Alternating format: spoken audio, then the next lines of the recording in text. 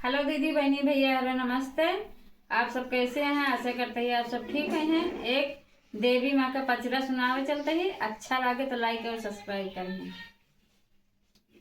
मैं तुमसे पूछा निमिया के पेड़वा, मैं तुमसे पूछा निमिया के पेड़वा, कौने गुनाह हो, अरे कौने गुनाह हो, तोरी जुड़ली बायरिया, कौने गुनाह हो, तोरी जुड़ली बायरिया, कौने गुनाह हो, तोरी जुड़ली बायरिया, कौने गुनाह हो।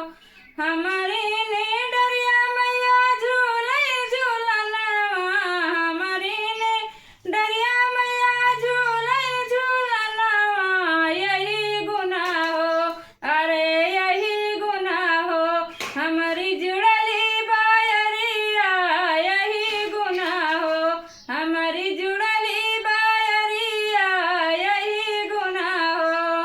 मैं तुमसे पूछूं अमवा के पतिया, मैं तुमसे पूछूं अमवा के पेड़वा, कौने गुनाह हो, अरे कौने गुनाह हो, तोरी लंबी लंबी पतिया, कौने गुनाह हो, तोरी लंबी लंबी पतिया, कौने गुनाह हो। हमारे ने पतिया मैया साजे कलसिवा, हमारे ने पतिया मैया साजे कलसिवा, यही गुनाह हो, अरे यही गुनाह हो, हमार लंबी लंबी पतिया, यही गुनाह हो, हमार लंबी लंबी पतिया, यही गुनाह हो, हमार लंबी लंबी पतिया, यही गुनाह हो। मैं तुमसे पूछूं है मलिनी बेटौआ, मैं तुमसे पूछूं मलिनी बेटौआ, काहे गुनाह हो, अरे काहे गुनाह हो, मैया तुमसे खुशी काहे गुनाह हो, मैया तुमसे खुश काहे गुनाह हो।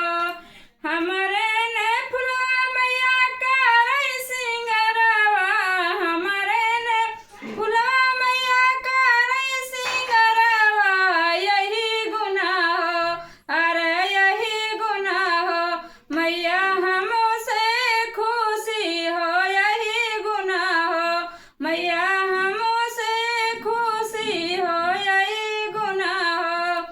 मैं तुमसे पूछूं हो बाजजीवा, मैं तुमसे पूछूं हो बाजजीवा, कौने गुनाह हो, अरे कौने गुनाह हो, तोहर चटकल चुंदरिया, कौने गुनाह हो, तोहर चटकल चुंदरिया, कौने गुनाह हो। हमारे चुंदरिया मैया साजे हृदयया, हमारे चुंदरिया मैया साजे हृदयया, यही गुनाह हो, अरे यही गुनाह हो, हमार चटकल चुंदरिया, यही गुनाह हो, हमार चटकल चुंदरिया, यही गुनाह हो।